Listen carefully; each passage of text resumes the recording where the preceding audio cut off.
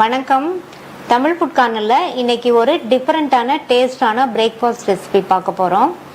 தேங்காய் ரொட்டி. நான் இன்னைக்கு தேங்காய் கார சட்னியோட சர்வ் பண்ணியிருக்கேன். இது வரைக்கும் தமிழ் ஃபுட் கார்னர் சேனலை சப்ஸ்கிரைப் பண்ணாதவங்க சப்ஸ்கிரைப் பண்ணிட்டு பக்கத்தில் உள்ள பெல் பட்டனையும் கிளிக் பண்ணிக்கோங்க. அரை கப் தேங்காய் துருவலும் 1 கப் பச்சரிசி மாவும் எடுத்து வச்சிருக்கேன். இந்த மாவு மிஷினில் கொடுத்து அரைச்ச மாவு. தேங்காய் துருவலை மிக்சி ஜாரில் சேர்த்துட்டு 1/4 கப் தண்ணி சேர்த்து நல்லா நைஸ் விழுத அரைச்சிக்கலாம். தேங்காய் விழுத இந்த மாதிரி நல்லா நைஸாக அரைச்சிக்கங்க. இந்த பேனில் 1 கப் மாவு எடுத்தோம், அதுக்கு 3/4 கப் தண்ணி. இந்த மாவுக்கு தேவையான அளவு உப்பு நல்லா ஒரு தடவை கலந்து விட்டுறலாம். இந்த தண்ணி கொதிக்க ஆரம்பிக்கட்டும். சேர்த்த தண்ணி கொதிக்க ஆரம்பிச்சிருச்சு. இந்த ஸ்டேஜில் தேங்காய் விழுத சேர்த்துட்டு நல்லா ஒரு தடவை கலந்து கொடுத்துருங்க. அடுத்து ஸ்டவ்வோட தீயை நல்லா குறைச்சிட்டு நம்ம எடுத்து வச்ச அரிசி மாவை இதில் சேர்த்துக்கலாம். சேர்த்துட்டு நல்லா இதை கிண்டி கொடுங்க. இந்த மாவு தண்ணி எல்லாம் நல்லா இழுக்கட்டும். சேர்த்து தண்ணி எல்லாம் மாவு நல்லா இழுத்துருச்சு. ஸ்டவ் வந்து சிம்லேயே தான் இருக்கு. இப்ப ஸ்டவ் ஆஃப் பண்ணிட்டு மூடி வச்சிருங்க. மாவு வந்து கை பொறுக்கிற அளவு சூடு வரட்டும். மாவு இப்போ கை பொறுக்கிற அளவு சூடு இருக்கு. இதை வேறொரு பிளேட்டுக்கு மாத்தி வச்சிடலாம்.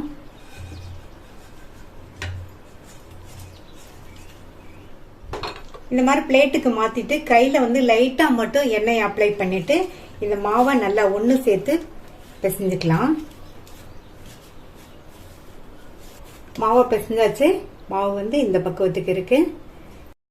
இதுல இருந்து கொஞ்சம் கொஞ்சமா எடுத்து நம்ம பிரிச்சு உருட்டி வச்சுக்கலாம்.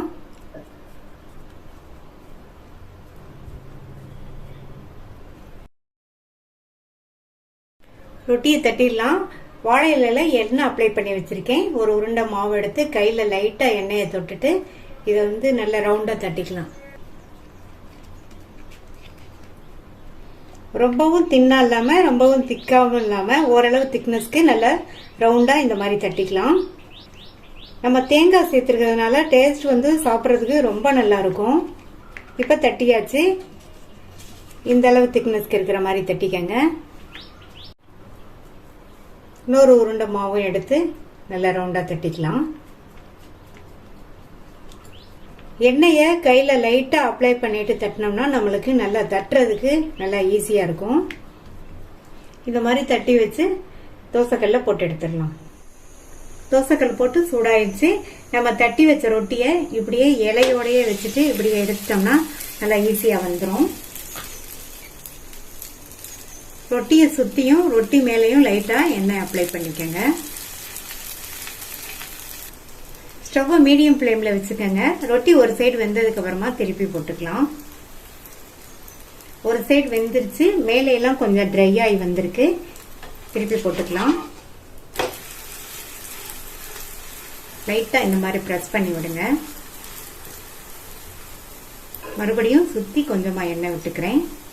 இதுக்கு பதில் நீங்க நெய் சேர்த்து பண்ணாலுமே டேஸ்ட் ரொம்ப சூப்பரா இருக்கும்.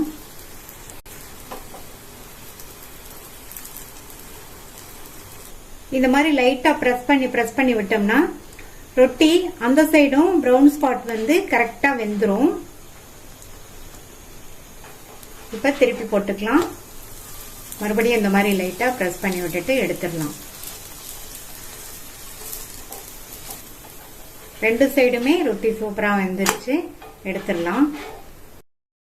நல்லா சாஃப்டான டேஸ்டான சுவையான தேங்காய் ரொட்டி ரெடி ஆயிடுச்சு.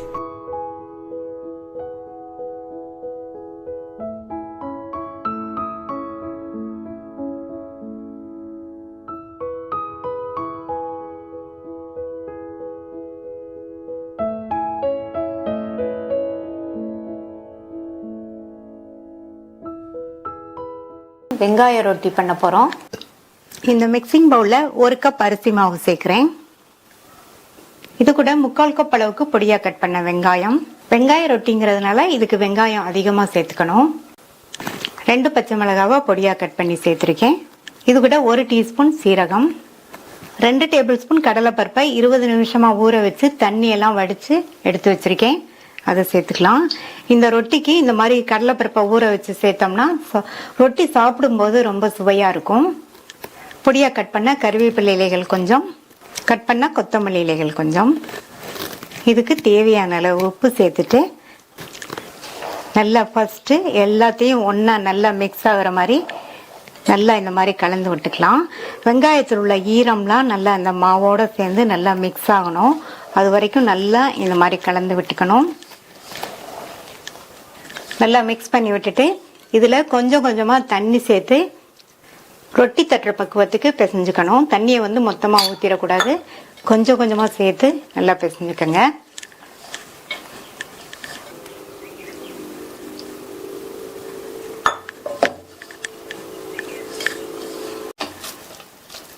கொஞ்சம் கொஞ்சமாக தண்ணி சேர்த்து மாவு பிசைஞ்சாச்சு. மாவு இந்த பக்குவத்துக்கு இருக்கணும். இந்த மாதிரி இருந்துச்சுன்னா ரொட்டி தட்டுறதுக்கு ஈஸியாக இருக்கும். இந்த மாவு ஊற வைக்கணுங்கிற அவசியம் கிடையாது, உடனே நம்ம ரொட்டியை தட்டிடலாம். ரொட்டியை தட்டுறதுக்கு ஒரு பிளேட் மேலே ஒரு ஈரமான காட்டன் துணி போட்டிருக்கேன். பிசைஞ்சு வச்ச மாவுலேருந்து இந்த அளவு மாவு எடுத்துட்டு கையில் லைட்டாக எண்ணெய் அப்ளை பண்ணிட்டு இதை ரவுண்டாக தட்டிடலாம்.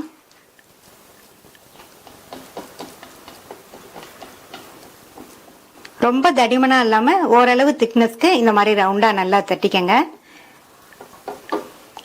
தட்டி வச்ச ரொட்டியை இப்படியே துணியோடையே தோசைக்கல்ல சேர்த்துட்டு அப்படியே எடுத்துருங்க. நல்லா ஈஸியாக வந்துடும். ரொட்டியை சுற்றி கொஞ்சமாக எண்ணெய் விட்டுக்கலாம். ரொட்டி மேலேயும் கொஞ்சமாக எண்ணெய் சேர்க்குறேன்.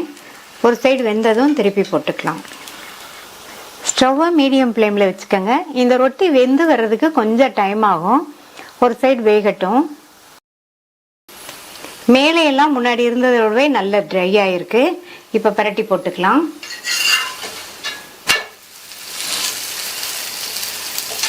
பரட்டி போட்டுட்டு இந்த மாதிரி லைட்டாக ப்ரெஸ் பண்ணி விடுங்க. அந்த சைடுமே நல்லா வெந்துடும். தேவைப்பட்டால் சுற்றி கொஞ்சமாக எண்ணெய் சேர்த்துக்கங்க.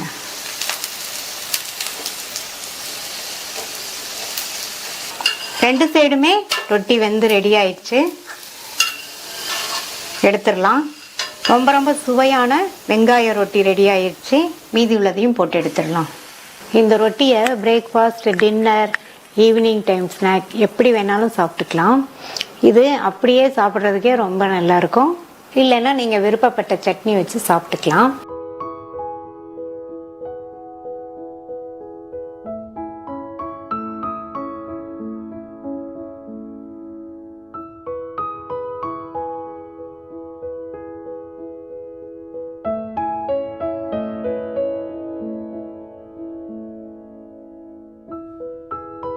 அரிசி உளுந்து இல்லாமல் பஞ்சு போல் நல்ல சாஃப்டான தோசையும் அதுக்கு சைட் டிஷ்ஷாக ஒரு சுவையான கார சட்னியும் பண்ண போகிறோம்.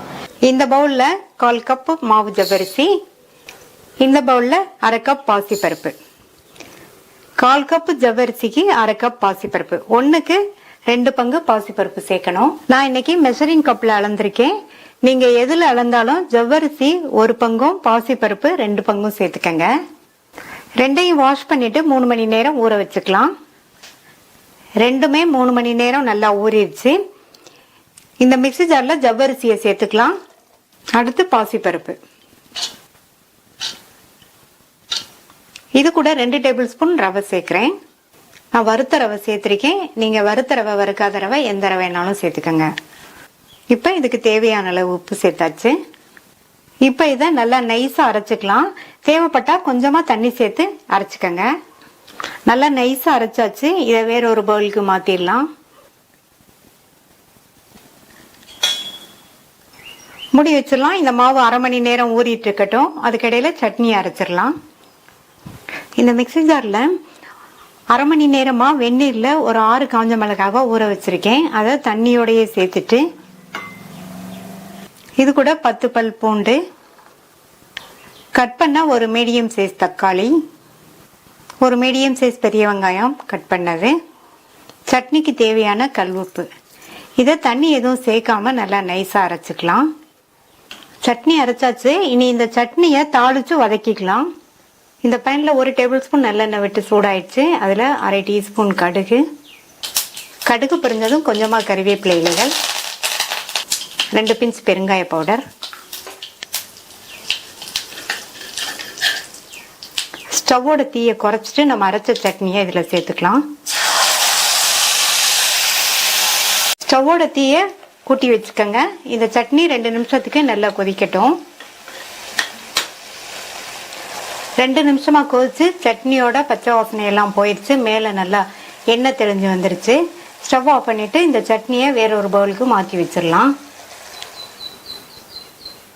தோசை மேலே தூவுறதுக்கு ஒரு சின்ன சைஸ் பெரிய வெங்காயத்தை குட்டி குட்டியாக கட் பண்ணி வச்சிருக்கேன். அடுத்து ஒரு சின்ன தக்காளியையும் சின்ன சின்னதாக கட் பண்ணி வச்சிருக்கேன். கொஞ்சமாக கொத்தமல்லி இலை கட் பண்ணி வச்சிருக்கேன். அரை மணி நேரமாக மாவு ஊறி இருக்கு. மாவு பார்த்தீங்கன்னா இந்த கன்சிஸ்டன்சியில் இருக்கு. இந்த கன்சிஸ்டன்சியில் இருந்தால் கரெக்டாக இருக்கும். நம்ம தோசையை ஊற்றிடலாம். தோசைக்கல் போட்டு சூடாயிடுச்சு. இதில் ஒரு ட்ராப் எண்ணெயை விட்டுட்டு நல்லா இந்த மாதிரி ஸ்ப்ரெட் பண்ணி விட்டுட்டு ஊற்றிடலாம். நம்ம ரெடி பண்ண மாவுல இருந்து 2 கரண்டி மாவு சேர்க்கிறேன். இது வந்து மெல்லிசா இருக்கக்கூடாது, கொஞ்சம் திக்கா ஊத்தப்ப மாதிரி இருந்தா நல்லா இருக்கும். இதுல நம்ம கட் பண்ணி வச்ச தக்காளி, தோசை ஊத்துன உடனே இதெல்லாம் சேர்த்துருங்க. அடுத்து வெங்காயம், கொஞ்சமா கொத்தமல்லி இலைகள். இப்ப சுத்தியும் மேலையும் கொஞ்சமா எண்ணெய் சேர்த்துக்கங்க. எண்ணெய் சேர்த்துட்டு லைட்டா இந்த மாதிரி பிரஸ் பண்ணி விட்டுட்டு மூடி போட்டு ஸ்டவ்வை மீடியம் ஃப்ளேம்ல வச்சிருங்க. ஒரு சைடு வெந்ததுக்கு அப்புறமா திருப்பி போட்டுக்கலாம். இப்ப 2 நிமிஷம் ஆச்சு. திருப்பி போட்டுடலாம்.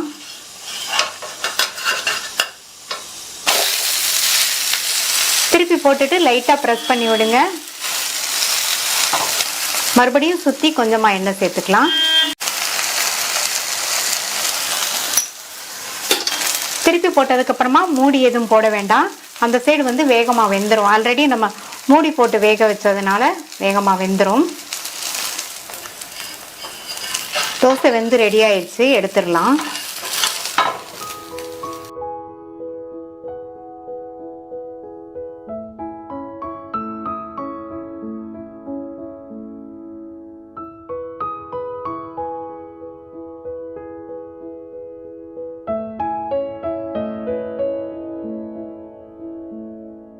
கிரீன் உப்புமாவும் அதுக்கு சைட் டிஷ்ஷா தேங்காய் சட்னியும் இப்போ எப்படி பண்றதுன்னு பார்க்கலாம்.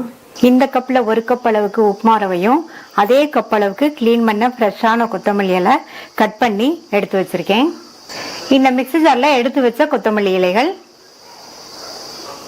1/2 இன்ச் அளவுள்ள இஞ்சி, 2 பச்சை மிளகாய். பச்சை மிளகாவை இந்த மாதிரி உடைச்சு சேர்த்துக்கலாம். இதுல கொஞ்சமா தண்ணி சேர்த்து நல்லா நைஸ் விழுதா அரைச்சுக்கலாம். அடுத்து தேங்காய் சட்னியை ரெடி பண்ணிட்டு உப்புமா செய்ய ஸ்டார்ட் பண்ணலாம். அதுக்கு இந்த மிக்ஸி ஜார்ல 1/4 கப் துருவன தேங்காய், 2 டேபிள் ஸ்பூன் பொட்டுக்கடலை, 2 பச்சை மிளகாய். மிளகாய் உங்களுடைய காரத்துக்கு தகுந்தபடி சேர்த்துக்கங்க. மிளகாவை உடைச்சு சேர்த்திருக்கேன். ஒரு பெரிய பூண்டு, சட்னிக்கு தேவையான அளவு உப்பு. ஃபர்ஸ்ட் தண்ணி சேர்க்காம 4-5 சுத்து சுத்திட்டு அப்புறமா தேவையான அளவு தண்ணி சேர்த்து அரைச்சுக்கலாம். அரைச்ச சட்னியை இந்த பவுலுக்கு டிரான்ஸ்ஃபர் பண்ணிட்டு தாளிப்பு போட்டலாம். தாளிப்பு போடுறதுக்கு 2 டீஸ்பூன் எண்ணெய் விட்டு கொஞ்சம் கடுகு, உளுந்து, கறிவேப்பிலை, காஞ்ச மிளகாய் போட்டு தாளிச்சிருக்கேன். தாளிப்பை சட்னியில சேர்த்துடலாம்.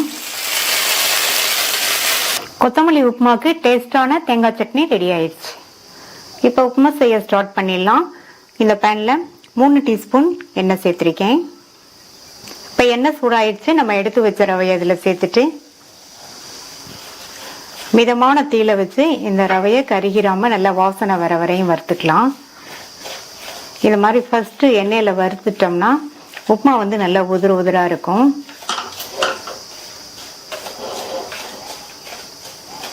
மிதமான தீயில வச்சு பக்கத்திலேயே இருந்து இந்த மாதிரி கைவிடாம வறுத்தோம்னாலாம் ரவை கருகிராம இருக்கும்.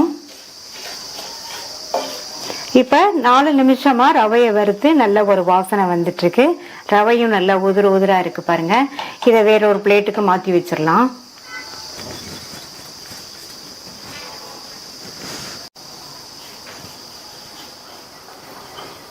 அடுத்து இந்த பேன்ல 1/2 டேபிள் ஸ்பூன் நெய் சேர்க்கிறேன். நெய் உருகுனதும் அதுல 10-12 போல முந்திரியை சேர்த்து வறுத்துக்கலாம். இந்த மாதிரி இந்த உப்புமாக்கு முந்திரி சேர்த்தோம்னா நல்லா சாப்பிட்றதுக்கு ரொம்ப டேஸ்டா இருக்கும். இது நீங்க விருப்பப்பட்டா சேர்த்துக்கங்க, இல்லைன்னா ஸ்கிப் பண்ணிடலாம். இப்ப முந்திரி நல்லா வறுபட்டுச்சு. இதை தனியா எடுத்து வச்சுக்கலாம்.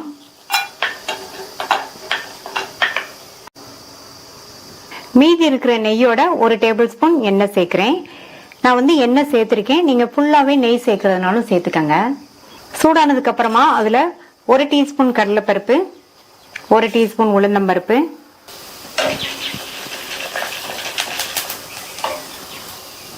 அடுத்து 1 டீஸ்பூன் கடுகு. இப்ப கடுகு நல்லா பொரிஞ்சிருச்சு. நம்ம சேர்த்த பருப்பும் நல்லா பொன்னிறமா வந்துருச்சு. ஒரு மீடியம் சைஸ் வெங்காயத்தை கட் பண்ணி சேர்த்துக்கங்க. ஒரு பெரிய பச்சை மிளகாவை கட் பண்ணி சேர்த்திருக்கேன். நம்ம விழுது அரைக்கும் போது பச்சை மிளகாய் சேர்த்திருக்கேன். அதனால இப்போ இதுக்கு ஒரு பச்சை மிளகாய் போதும்.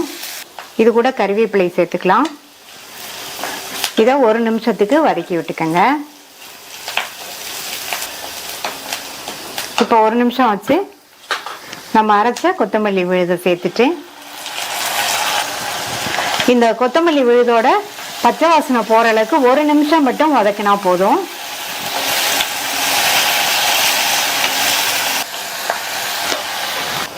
இது கூட 2 பிஞ்ச் மட்டும் மஞ்சள் தூள் சேர்த்து வதக்கிக்கலாம்.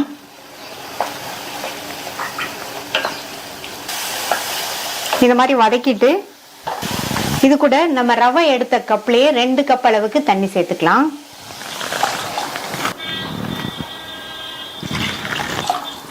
ரெண்டு கப் தண்ணி சேர்த்திருக்கேன். உப்புமா நல்லா உதிரா இருக்கும். உங்களுக்கு உப்புமா இன்னும் தளர்வா வேணும்னு நினைச்சீங்கன்னா இன்னொரு 1/2 கப் தண்ணி சேர்த்துக்கங்க. இப்ப உப்புமாக்கு தேவையான அளவு உப்பு சேர்த்துட்டு நல்லா மிக்ஸ் பண்ணி விட்டுருங்க. இது நல்லா கொதிச்சு வரட்டும்.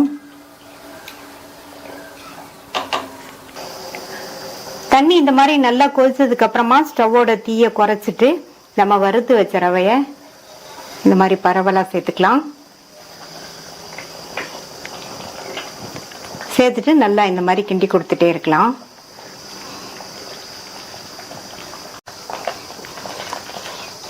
ரவையை சேர்க்கும் போது ஸ்டவ் சிம்ல இருந்தது. இப்ப ஸ்டவ்வோட தீய கொஞ்சம் கூட்டிட்டு இந்த மாதிரி கிண்டி கொடுத்துட்டே இருப்போம். நம்ம சேர்த்த தண்ணியெல்லாம் ரவை இழுத்து வேகட்டும்.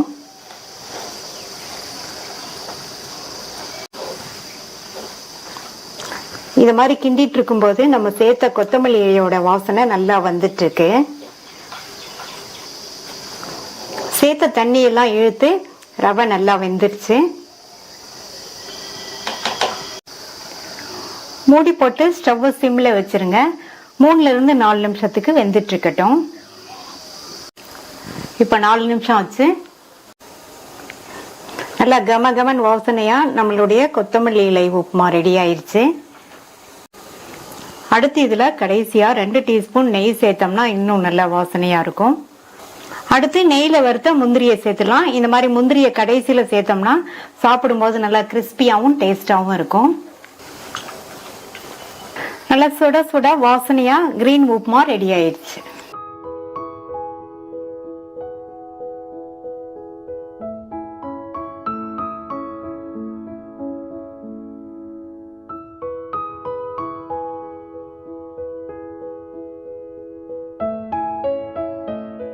அவல் அடை பண்ண போறோம். இந்த பாத்திரத்துல 1 கப் வறுக்காத ரவையை சேர்த்துட்டு இது கூட ரவை எடுத்த கப்லயே 1/4 கப்புக்கு கொஞ்சம் கூட உள்ள மாதிரி தண்ணி சேர்த்துக்கலாம். தண்ணி ரொம்ப அதிகமா சேர்த்துறாதீங்க. இந்த ரவையை நல்லா மிக்ஸ் பண்ணி விட்டுட்டு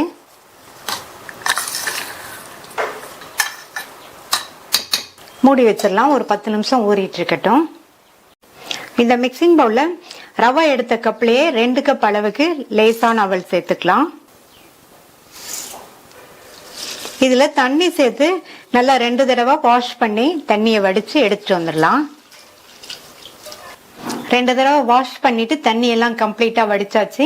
இது கூட 10 நிமிஷமா ஊற வச்ச ரவையை சேர்த்துக்கலாம். இது கூட கட் பண்ண ஒரு மீடியம் சைஸ் வெங்காயம், ஒரு மீடியம் சைஸ் தக்காளியையும் கட் பண்ணி சேர்த்துக்கோங்க. பொடியா கட் பண்ண 2 பச்சை மிளகாய், ஒரு சின்ன பீஸ் இஞ்சியை கட் பண்ணி சேர்த்துக்கலாம். 2 டேபிள் ஸ்பூன் பொடியா கட் பண்ண தேங்காய் துண்டுகள், பொடியா கட் பண்ண கறிவேப்பிலை இலைகள், கட் பண்ண கொத்தமல்லி இலைகள், 1 டீஸ்பூன் தனி மிளகாத்தூள். நம்ம பச்சை மிளகாய் சேர்த்திருக்கோம். நான் 1 டீஸ்பூன் மிளகாத்தூள் சேர்த்திருக்கேன். நீங்க உங்களுடைய காரத்துக்கு தகுந்தபடி சேர்த்துக்கங்க. 1/4 டீஸ்பூன் மஞ்சள் தூள், 1/4 டீஸ்பூன் பெருங்காய பவுடர். இதுக்கு தேவையான அளவு உப்பு சேர்த்துட்டு எல்லாம் ஒன்னா மிக்ஸ் ஆகுற மாதிரி நல்லா இந்த மாதிரி கலந்து கொடுத்துடலாம். தண்ணி எதுவும் சேர்க்க வேண்டாம். கொஞ்சம் கூட தண்ணியே சேர்க்காம நல்லா பிசைஞ்சாச்சு. மாவு பார்த்தீங்கன்னா இந்த பக்குவத்தில் இருக்கு. மூடி வச்சிடலாம். மாவு 10 நிமிஷம் ஊறிட்டு இருக்கட்டும். மாவு 10 நிமிஷம் ஊறிடுச்சு. வெங்காயம் தக்காளி இதெல்லாம் சேர்த்ததுனால அப்ப இருந்ததை விடவே மாவு நல்லா தளர்வா இருக்கு. அடை தட்டுற பக்குவத்துல இருக்கு. அடைய தட்டிடலாம். அடைய தட்டுறதுக்கு வாழை இலை அல்லது பட்டர் ஷீட் எடுத்துக்கோங்க. நான் பட்டர் ஷீட் யூஸ் பண்ண போறேன். நம்ம ரெடி பண்ணி வச்ச மாவுல இருந்து இந்த அளவு மாவு எடுத்திருக்கேன். இதை வச்சுட்டு நல்லா ரவுண்டா தட்டிக்கலாம். ரொம்ப திக்காவும் இல்லாம ரொம்ப மெல்லிசாவும் இல்லாம ஓரளவு மீடியம் திக்னஸ்க்கு நல்லா ரவுண்டா தட்டிக்கங்க. அடைய தட்டியாச்சு. தோசைக்கல்ல போட்டு எடுத்துடலாம். தோசைக்கல் போட்டு சூடாயிடுச்சு. நம்ம தட்டி வச்ச அடைய இப்படியே பட்டர் ஷீட்டோடையே தோசைக்கல் மேல வச்சுட்டு இப்படியே எடுத்துட்டோம்னா நல்லா அழகா வந்துடும். அடைய சுத்தி எண்ணெய் விட்டுக்கலாம். ஒரு சைடு வெந்ததுக்கு அப்புறமா பரட்டி போட்டுக்கலாம். அடை வெந்துட்டு இருக்கும்போது இன்னொரு அடையும் சைட்ல தட்டி ரெடியா எடுத்து வச்சுக்கலாம். இப்ப மேலே எல்லாம் நல்லா ட்ரை ஆயிடுச்சு. திருப்பி போட்டுக்கலாம்.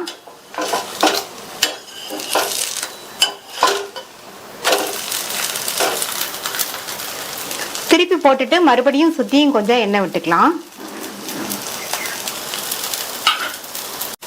அடை பாக்குறதுக்கே நல்லா கலர்ஃபுல்லா இருக்கு பாருங்க. டேஸ்டும் ரொம்ப நல்லா இருக்கும். இப்ப மறுபடியும் ஒரு தடவை இந்த மாதிரி பரட்டி போட்டுட்டு எடுத்துடலாம். இப்ப 2 சைடுமே அடை நல்லா வெந்துருச்சு. நல்ல சூப்பரா டேஸ்டான அவல் அடை ரெடி ஆயிடுச்சு. மீதி உள்ளதையும் போட்டு எடுத்துடலாம். இது ஒரு நல்ல பிரேக்ஃபாஸ்ட். இந்த அடையை விருப்பப்பட்ட சட்னியோட வச்சு சாப்பிட்டுக்கலாம். நான் இன்னைக்கு தேங்காய் சட்னி மல்லி சட்னியோட சர்வ் பண்ணியிருக்கேன்.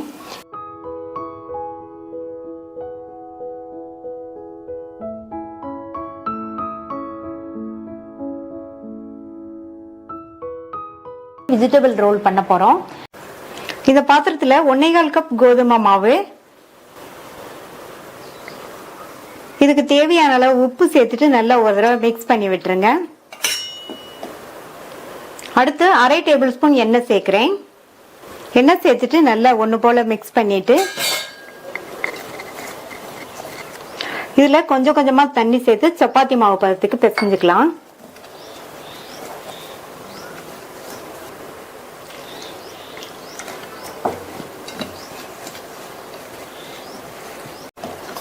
மாவு பிசைஞ்சாச்சு. இந்த மாதிரி சாஃப்டா இருக்கிற மாதிரி பிசைஞ்சுக்கங்க. இதுல ஒரு 1/2 டீஸ்பூன் எண்ணெய் சேர்த்து நல்லா பெரட்டி வச்சு மூடி வச்சிருங்க. மாவு 20 நிமிஷம் ஊறிட்டு இருக்கட்டும். வெஜ் ரோலுக்கு தேவையானதை ரெடி பண்ணிக்கலாம். 200 கிராம் உருளைக்கிழங்க கட் பண்ணி வச்சிருக்கேன். அதை இந்த பவுல்ல சேர்த்துக்கலாம். உருளைக்கிழங்க இந்த மாதிரி சைஸ்க்கு ரொம்ப தின்னாவும் இல்லாம ரொம்ப திக்காவும் இல்லாம இந்த மாதிரி மீடியம் திக்னஸ்க்கு கட் பண்ணிக்கங்க. இது கூட 1 டேபிள் ஸ்பூன் அரிசி மாவு, 2 டேபிள் ஸ்பூன் கார்ன்ஃபிளவர் சேர்க்கிறேன். 1/4 டீஸ்பூன் மஞ்சள் தூள், 1 டீஸ்பூன் மிளகாத்தூள். மிளகாத்தூள் உங்களுடைய காரத்துக்கு தகுந்தபடி சேர்த்துக்கங்க. இதுக்கு தேவையான அளவு உப்பு சேர்த்துக்கலாம். இது எல்லாத்தையும் நல்லா ஃபர்ஸ்ட் ஒன்னா மிக்ஸ் பண்ணிட்டு நல்லா மிக்ஸ் பண்ணியாச்சு. இப்போ இது ட்ரையா இருக்கு. அதனால இதுல கொஞ்சமா ஒரு 1/2 டேபிள் ஸ்பூன் மட்டும் நல்லா இந்த மாதிரி தண்ணி தெளிச்சு மிக்ஸ் பண்ணி விட்டுக்கலாம். நிறைய தண்ணி தெளிச்சிடாதீங்க, கொஞ்சமா தெளிச்சா போதும். நல்லா மிக்ஸ் பண்ணியாச்சு. அடுத்து இதை ஃப்ரை பண்ணிடலாம். உருளைக்கிழங்கு ஃப்ரை பண்றதுக்கு ஒரு அகலமான பேன் எடுத்துக்கோங்க. அதுல 3 டேபிள் ஸ்பூன் எண்ணெய் சேர்க்கிறேன். எண்ணெய் ஓரளவு சூடாயிடுச்சு. உருளைக்கிழங்கு பீசஸை எடுத்து இந்த மாதிரி தனித்தனியா சேர்த்துருங்க.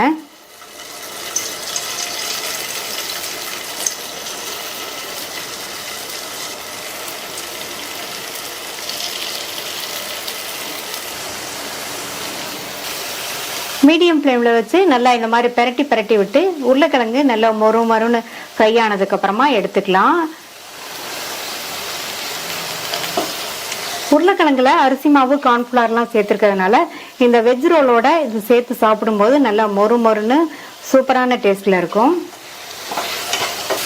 உருளைக்கிழங்கு நல்லா மொறுன்னு ஃப்ரை ஆயிடுச்சு, எடுத்துடலாம்.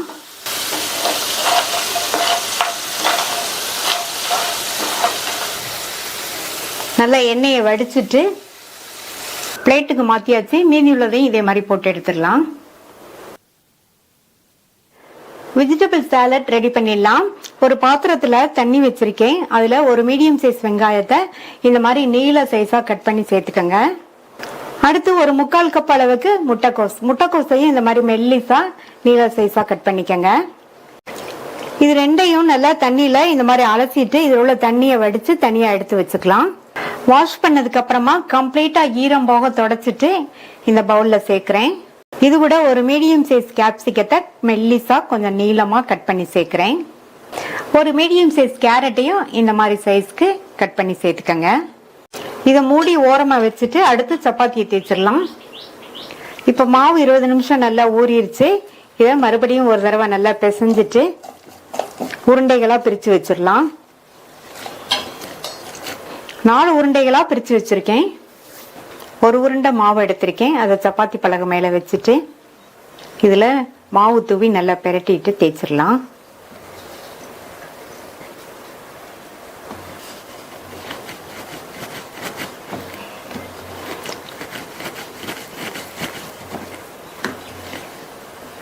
நல்லா ரவுண்டா கொஞ்சம் பெருசாவே விரிச்சுக்கங்க. ரொம்ப மெல்லிசாவும் இருக்கக்கூடாது, ரொம்ப திக்காவும் இருக்கக்கூடாது. லைட்டா ஓரளவு திக்னஸ்க்கு தேய்ச்சிக்கலாம். மறுபடியும் லைட்டா மாவு தூவிட்டு தேய்ச்சிடலாம்.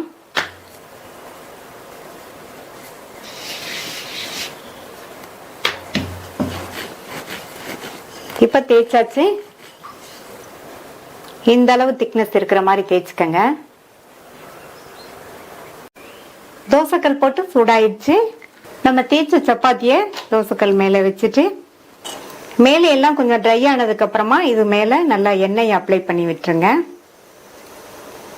நான் எண்ணெய் சேர்க்கிறேன், நீங்க நெய் சேர்க்கறதுனாலும் சேர்த்துக்கலாம். இப்ப பெரட்டி போட்டுடலாம். பெரட்டி போட்டுட்டு இந்த சைடும் எண்ணெய் சேர்க்கிறேன். இப்ப திருப்பி போட்டுட்டு அந்த சைடும் வெந்ததுக்கு அப்புறமா எடுத்துடலாம். நம்ம சப்பாத்தியை கொஞ்சம் மெல்லிசா தேய்ச்சிருக்கிறதுனால வேகமாவே வெந்துரும். 2 சைடும் வெந்துருச்சு. ஒரு தடவை பெரட்டி போட்டுட்டு எடுத்துடலாம்.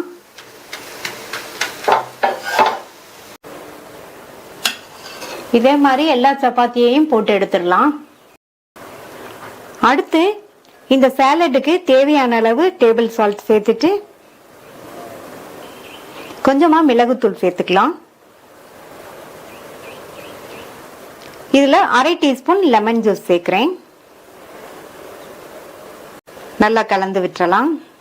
லெமன் ஜூஸ் கொஞ்சம் சேர்த்தோம்னா லேசான புளிப்பு சுவையோட டேஸ்ட் ரொம்ப நல்லா இருக்கும். இப்ப நல்லா மிக்ஸ் பண்ணியாச்சு. சாலட்க்கு கடைசிலேயே நீங்க சால்ட், பெப்பர், லெமன் ஜூஸ் சேர்த்துக்கங்க. ஃபர்ஸ்டே நம்ம ரெடி பண்ணி வச்சிட்டோம்னா சாலட் நீர்த்து போயிடும். இப்ப நல்லா உதிரா இருக்கு பாருங்க. இதுல பொடியா கட் பண்ண கொத்தமல்லி இலைகளை சேர்த்துட்டு நல்லா ஒரு தடவை மிக்ஸ் பண்ணி ரெடியா எடுத்து வச்சுக்கலாம். இப்ப ரேப் பண்ணிடலாம். சப்பாத்திக்கு மேல ஃபர்ஸ்ட் டொமேட்டோ சாஸ் சேர்த்து நல்லா சப்பாத்தி ஃபுல்லா அப்ளை பண்ணி விட்டுருங்க. அடுத்து இதுல ஃப்ரை பண்ண அந்த உருளைக்கிழங்க சென்டர்ல வச்சிடலாம். இதுக்கு மேல நம்ம ரெடி பண்ண சாலட்,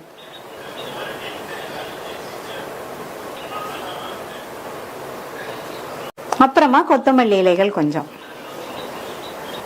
இப்ப இத ரோல் பண்ணிடலாம். நல்லா இப்படி கொண்டு வந்து வச்சுட்டு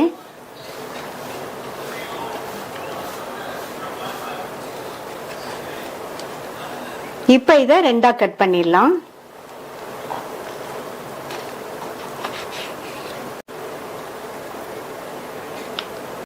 நம்மளுடைய வெஜிடபிள் ரோல் சூப்பரா ரெடி ஆயிடுச்சு.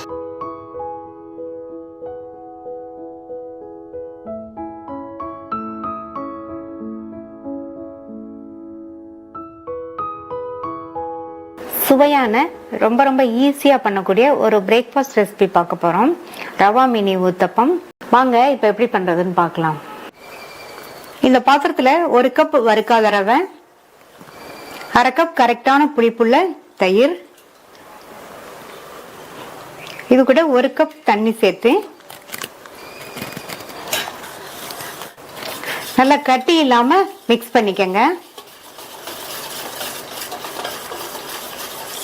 நல்லா கட்டி இல்லாம மிக்ஸ் பண்ணியாச்சு. மூடி வச்சிருங்க. 10ல இருந்து 15 நிமிஷம் ஊறிட்டு இருக்கட்டும்.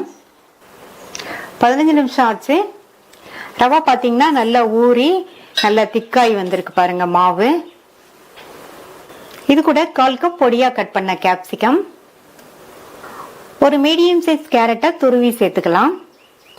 ஒரு சின்ன சைஸ் பெரிய வெங்காயத்தை பொடியா கட் பண்ணி சேர்த்துட்டு 2 பச்சை மிளகாவை இந்த மாதிரி குட்டி குட்டியா கட் பண்ணி சேர்த்துக்கலாம். இந்த டிஷ்ஷுக்கு பச்சை மிளகா காரம் தான், அதனால நீங்க உங்களுடைய தேவைக்கு தகுந்தபடி சேர்த்துக்கங்க. பொடியா கட் பண்ண கொத்தமல்லி இலைகள், 1/4 டீஸ்பூன் மஞ்சள் தூள் சேர்த்திருக்கேன். அடுத்து 1/2 டீஸ்பூன் கரம் மசாலா தூள். இந்த டிஷ்ஷுக்கு தேவையான அளவு உப்பு சேர்த்துக்கலாம். இப்ப எல்லாம் நல்லா ஒன்னா மிக்ஸ் ஆகுற மாதிரி கலந்து விட்டுறலாம். நம்ம இதுல கரம் மசாலா தூள் சேர்த்திருக்கிறதுனால இந்த ஊத்தப்பம் வந்து நல்லா வாசனையா சாப்பிட்றதுக்கு ரொம்ப டேஸ்டா இருக்கும். இந்த மாதிரி நல்லா கலந்து விட்டுட்டு இது கூட 1/4 டீஸ்பூன்ல பாதி சமையல் சோடா சேர்க்கிறேன். சேர்த்துட்டு நல்லா கலந்து விட்டுட்டு நம்ம ஊத்தப்பத்தை ஊத்திட வேண்டியதுதான்.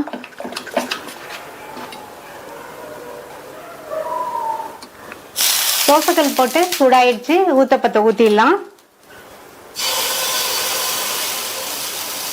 மினி ஊத்தப்பங்கிறதுனால நம்ம குட்டி குட்டியா ஊத்துறோம். நீங்க உங்களுடைய தோசைக்கல் சைஸ்க்கு தகுந்தபடி 3 4 ஊத்திக்கங்க. நான் வந்து 3 ஊத்திருக்கேன். சுத்தி எண்ணெய் விட்டுக்கலாம்.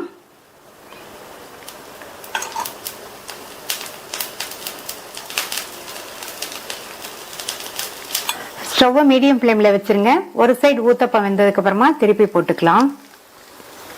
மேலே எல்லாம் ஓரளவு ட்ரை ஆயிடுச்சு. ஒரு சைடு வெந்துருச்சு. திருப்பி போட்டுக்கலாம்.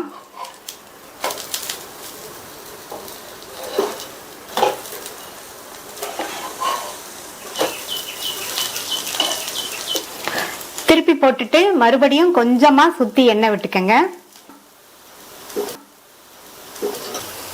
அந்த சைடு வெந்துருச்சு, எடுத்துடலாம்.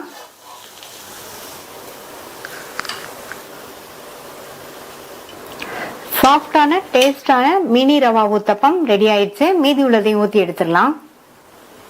நீங்களும் ட்ரை பண்ணி பார்த்துட்டு உங்க கமெண்ட்ஸ் சொல்லுங்க. தேங்க்யூ.